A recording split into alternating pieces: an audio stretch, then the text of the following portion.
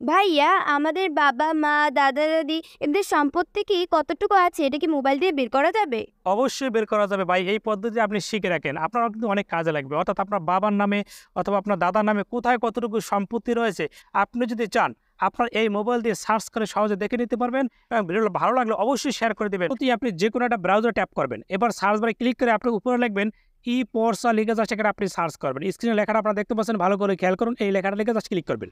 এরপর দেখতে পাচ্ছেন শুরুতে একটা সাইট দেখতে পাচ্ছেন। এই সাইটের ভিতরে আপনি চলে যাবেন।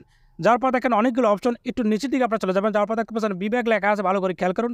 আপনার বিভাগটাকে আপনি সিলেক্ট করবেন। এরপর দেখতে পাচ্ছেন জেলা চলে আসছে, আপনার জেলাটাকে আপনি সিলেক্ট করে দিবেন। এরপর আপনার যে উপজেলা রয়েছে সেটাকে আপনি সিলেক্ট করবেন।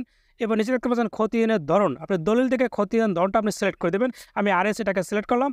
এরপর দেখতে পাচ্ছেন সকল মৌজা কিন্তু চলে আসছে, আপনি কোন মৌজার লোক সেটাকে আপনি সিলেক্ট করে দেবেন। আমার মৌজাটাকে আমি সিলেক্ট করলাম। দেখেন ওই মৌজা যাদের জমি আছে তাদের নামগুলো কিন্তু অলরেডি কিন্তু চলে আসছে। এখন যদি আলাদা কোনো খতিয়ান দেখে আপনি দেখতে চান, তাহলে সেই খতিয়ান নং এখানে আপনি ক্লিক করে আপনি খতিয়ান নম্বর বসিয়ে দেবেন। খুঁজে ক্লিক করে দেখবেন এই খতিয়ানে যাদের জমি আছে তাদের কিন্তু নামগুলো কিন্তু চলে আসে। এরপরে নিচে দেখতে পাচ্ছেন অধিকতার অনুসন্ধান, এখানে ক্লিক করলে আপনি যদি কোনো ব্যক্তি নামে দেখতে চান ওই ব্যক্তির নামটা বসাবেন এবং দাগ নম্বর আপনি বসিয়ে দেবেন। এবার নিচে দেখতে পাচ্ছেন খুঁজুন লেখা আছে, এখানে ক্লিক করে ওই ব্যক্তির জমি চলে আসবে।